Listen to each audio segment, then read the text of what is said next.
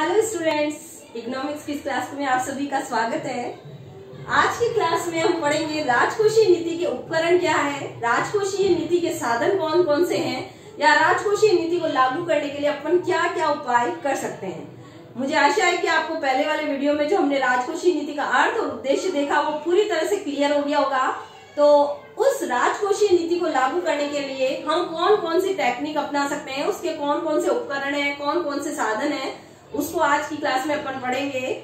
राजकोषीय नीति भी परीक्षा की दृष्टि से इम्पोर्टेंट है। जिस प्रकार मौद्रिक नीति इम्पोर्टेंट है, ठीक उसी प्रकार राजकोषीय नीति से संबंधित सवाल भी अनेक बार परीक्षा के अंदर आ जाता है। तो सबसे पहला इसका उपकरण अपन देखेंगे सार्वजनिक व्यय नीति। सार्वजनिक व्यय नीति, व्यय नीति,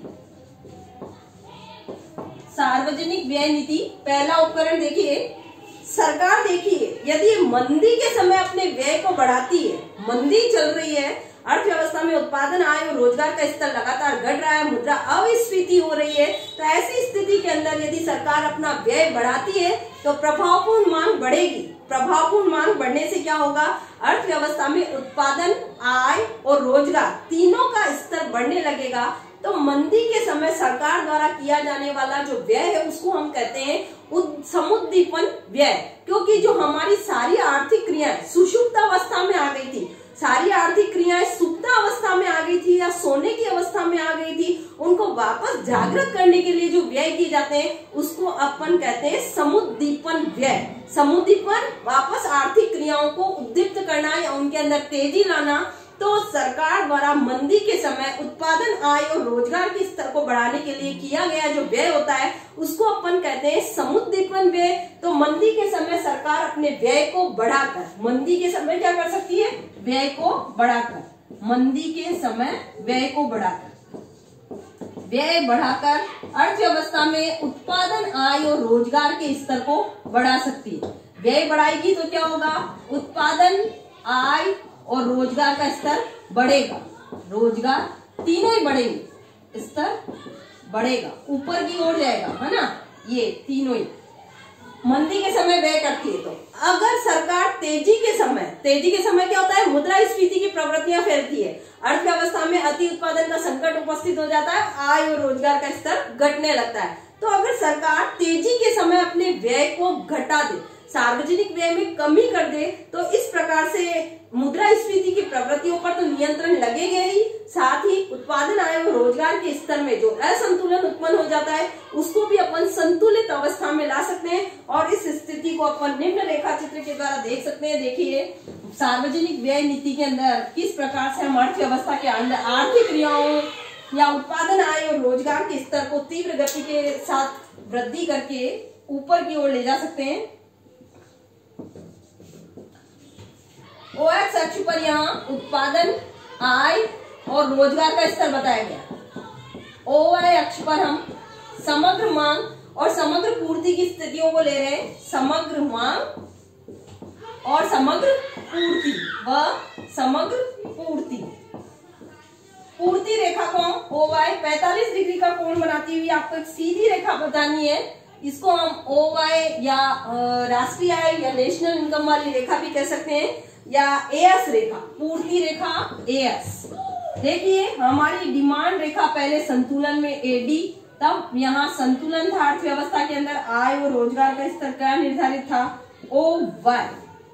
लेकिन यदि अर्थव्यवस्था के अंदर सरकार यदि व्यय को बढ़ाती है, व्यय बढ़ाएगी, तो देखिए समग्र मांग बढ़ जाएगी AD1 के रूप में, AD1 के रूप में, AD1 के रूप में बढ़ जाएगी। और नया संतुलन मिलेगा हमें E1 बिंदु पर, E1 बिंदु पर, जहां आय और रोजगार का स्तर बढ़कर OY1 हो गया है। और यदि सरकार अपने व्यय को घटाती है तो नया संतुलन देखो, ओ जो Y रेखा है पूर्ति रेखा को सूचित कर रही है, नया संतुलन E2 बिंदु पर बन रहा है और OY2, आय स्तर हमारा कम हो गया।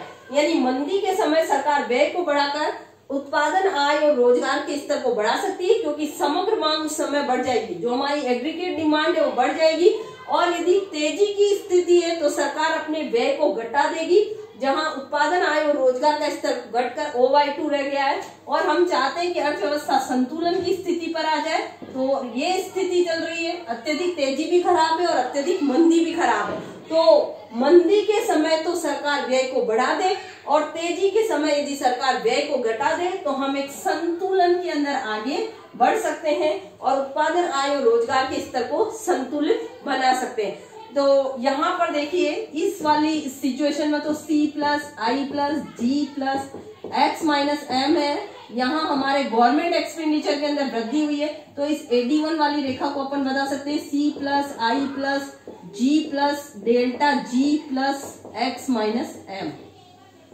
यहाँ प्लस हो रहा है हमारा गवर्नमेंट पे और इस वाली AD2 मांग पर क्या हो रहा है C+I+G+ माइनस हो रहा है यहाँ ना, डेल्टा जी गवर्नमेंट पे कम हो रहा है इसलिए हमने इसको माइनस कर दिया है X-M। ये हमने AD रेखा का जो समीकरण होता है उसको लिखा है AD इक्वल टू होता है C+I+। AD समग्र मान होती है C+I+G+X-M। C उपभोग व्यय, I विनियोग व्यय, G गवर्नमेंट व्यय और X-M विभिन्न आयात निर्यात से संबंधित व्ययों को सूचित करते हैं। AD रेखा इसी से बनी होती है। हमारे संतुलन में AD रेखा का हमने फॉर्मूला लिखा हुआ है। अगर गवर्नमेंट व्यय को बढ़ाया जाता है तो प्रभावपूर्ण मांग का स्तर बढ़कर AD1 हो रहा है और यदि गवर्नमेंट व्यय घटाया जाता है तो समग्र मांग का स्तर घटकर AD2 पर आ गया है, जिसको हमने -ΔG के द्वारा सूचित किया है। यानी हमारा इस स्तर पर गवर्नमेंट व्यय कम हो रहा है। तो सरकार की जो राजकोषीय नीति है उसको लागू करने का जो पहला उपकरण है हमारे सामने वो है सार्वजनिक व्यय नीति, जिसमें मंदी के समय व्यय को बढ़ाया जाना चाहिए और अगर हमारी तेजी की स्थिति है तो सरकार अपने व्यय को घटा सकती है। आपको परीक्षा में इसके लिए डायग्राम बनाकर जिसको स्पष्टीकरण भी देना होगा कि किस प्रकार व्यय को बढ़ाया जा रहा है। तो उत्पादन आय और रोजगार का स्तर बढ़ रहा है और जब व्ययों को सरकार घटा रही है तो किस प्रकार हमारे यहाँ उत्पादन आय और रोजगार का स्तर घट रहा है। अब देखिए सरकार की राजकोषीय नीति का जो सेकंड उपकरण है या सेकंड औजार या सेकंड उपाय जिसकी सहायता से अर्थव्यवस्था में वो संतुलन ला सकती है या आर्थिक विकास की गति को तीव्र करने में मदद दे सकती है, वो है सार्वजनिक कर नीति। सरकार टैक्स लगाती है हमारे ऊपर विभिन्न वस्तुओं से संबंधित। सार्वजनिक कर नीति, कर नीति, कर नीति। अब देखिए सरकार क्या करेगी, तेजी के समय व्यय को तो बढ़ाए और करों की तेजी के समय क्या करेगी, व्यय को घटाएगी और करों की दरों को कम करेगी। और अगर मंदी है तो सरकार क्या करेगी, करों की दरें कम रखेगी और व्यय को बढ़ाएगी। सरकार की आय प्राप्ति का मुख्य स्रोत मानते हैं हम करों की दरों को। कर प्रत्यक्ष और अप्रत्यक्ष दोनों प्रकार के हो सकते हैं, ये अपन पहले वाले पार्ट में चर्चा कर चुके हैं, पहले वाले वीडियो के अंदर अपन इसके बारे में बात कर चुके हैं।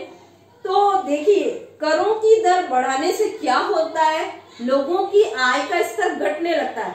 आय का स्तर घटने लगता है तो वे डिमांड कम करते हैं, डिमांड कम करते हैं तो अर्थव्यवस्था में प्रोडक्शन कम आएगा, प्रोडक्शन कम आएगा तो उत्पादन आय और रोजगार का जो स्तर है वो घटने लगेगा। और अगर सरकार करों की दरें कम रखती है तो क्या होगा, लोगों के पास खर्चा करने के लिए पैसे ज्यादा रहेंगे, प्रभावपूर्ण मांग बढ़ेगी, अर्थव्यवस्था में उत्पादन आय और रोजगार का स्तर बढ़ेगा और मांग बढ़ेगी तो अपन मानते हैं कि उत्पादन आय और रोजगार का स्तर भी बढ़ेगा।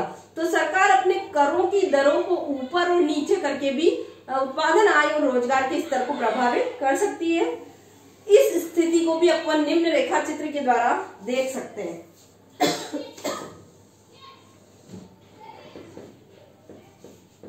OX अक्ष पर हुई उत्पादन आय और रोजगार के स्तर को लिख रही हूं मैं, आय व रोजगार, और OY अक्ष पर समग्र मांग व पूर्ति की स्थितियां बताई गई है। समग्र मांग व पूर्ति देखिए 45 डिग्री का कोण बनाती हुई एक सीधी रेखा बतानी अपने को, AS पूर्ति रेखा है। एग्रीगेट डिमांड पहले ये थी और दोनों का संतुलन E बिंदु पर था आय और रोजगार का यदि स्तर अपन देखें तो वो था OY। अब देखिए सरकार अपनी नीति में, राजकोषीय नीति में करों की दरें बढ़ा देती है। यदि करों की दरों को इंक्रीज किया जाता है तो क्या होगा, मांग घटेगी। प्रभावपूर्ण मांग घटने से अर्थव्यवस्था में उत्पादन, आय और रोजगार का जो स्तर है वो घटने लगेगा। तो देखो करों की दरें यदि बढ़ती है तो हम AD1 नई मांग रेखा पर आ जाएंगे, जहां C plus I plus G plus delta T यानी टैक्सेशन की जो दर है वो लग रही है, तो delta T plus X minus M के रूप में होगी हमारी डिमांड रेखा या एग्रीगेट डिमांड रेखा, जिसके अंदर टैक्स बढ़ रहे हैं। तो हम उत्पादन, आय और रोजगार के घटे हुए स्तर पर आ जाएंगे और नया संतुलन मिलेगा हमें E1 बिंदु पर, जहां आय और रोजगार का स्तर घटकर OY1 रह गया। अब यदि अपन कह दें कि सरकार व्यय की, टैक्स की दरों को घटा रही है तो क्या होगा, एग्रीगेट डिमांड बढ़कर AD21 के रूप में शिफ्ट हो जाएगी।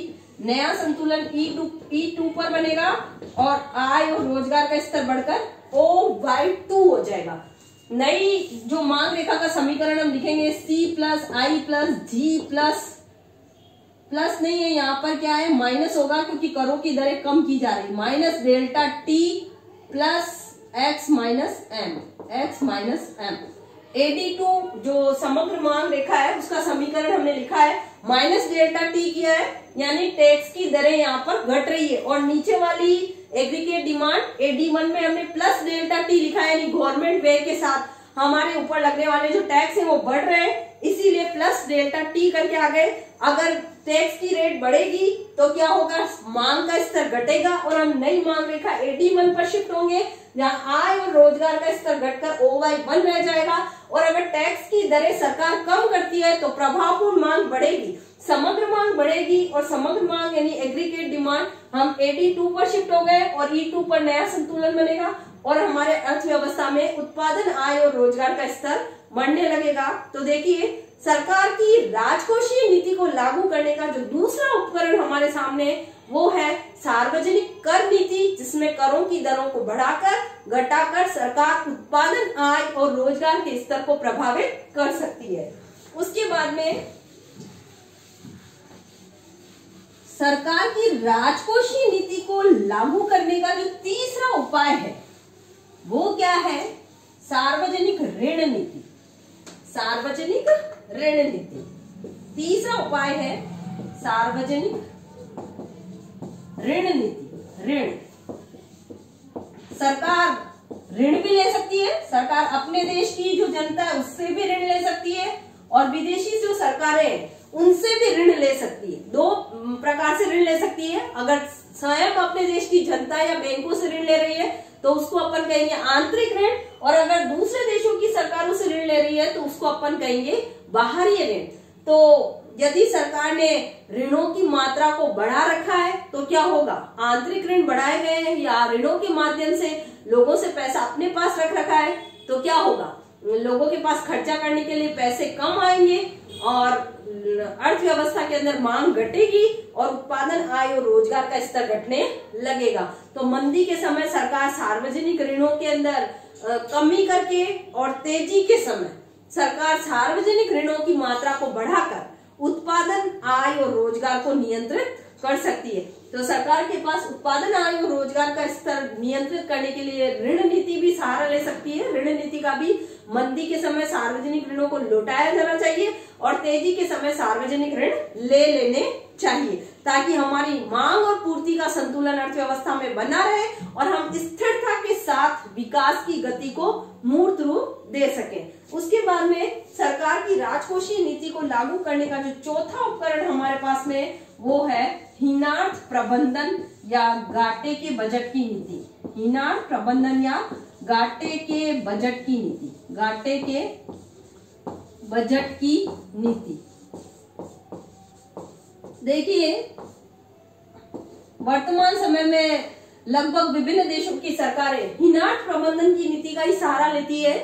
हर लगभग जो विकासशील राष्ट्र है उनको अपने आय व्यय के अंदर, या हम देखें उन देशों की सरकारें यदि अपने आय व्यय का ब्यौरा बनाती है तो उनको हमेशा अपने बजट के अंदर घाटा सहन करना पड़ता है। और घाटे की पूर्ति जब सरकार नए नोट छाप कर देती है तो उसको अपन कहते हैं हीनार्ट प्रबंधन की नीति। तो यदि सरकार हीनार्ट प्रबंधन की नीति का सहारा लेती है तो इसकी सहायता से भी हम अर्थव्यवस्था के अंदर उत्पादन, आय और रोजगार के स्तर को घटा बढ़ा सकते हैं। कैसे? अगर देखिए मुद्रास्फीति का संकट आ रहा है या तेजी की स्थिति है तो सरकार क्या करेगी? घाटे के बजट की नीति नहीं अपनाएगी। तब कौन सा बजट बनाएगी? बचत का बजट बनाकर। और मंदी के समय और बेरोजगारी से निपटने के लिए यदि सरकार हीनार्ट प्रबंधन या घाटे के बजट की नीति का सहारा लेती है तो अर्थव्यवस्था में उत्पादन, आय और रोजगार के स्तर को बढ़ाया जा सकता है। तो सरकार की राजकोषीय नीति को लागू करने के ये 4 उपकरण है हमारे सामने: सार्वजनिक व्यय नीति, सार्वजनिक कर नीति, सार्वजनिक ऋण नीति और हीनार्ट प्रबंधन या घाटे के बजट की नीति, जिसकी सहायता से हम अर्थव्यवस्था में उत्पादन, आय और रोजगार के स्तर को प्रभावित कर सकते हैं। तो आज की क्लास में हमने पढ़ा राजकोषीय नीति के विभिन्न उपकरण कौन कौन से हैं, वे कौन कौन से साधन हैं, वे कौन कौन से उपाय हैं जिनकी सहायता से राजकोषीय नीति को हम सफलतापूर्वक क्रियान्वित कर सकते हैं। तो आपको समझ आ गया होगा। इसी के साथ हमारा ये जो चैप्टर है वो भी खत्म होता है। Thank you.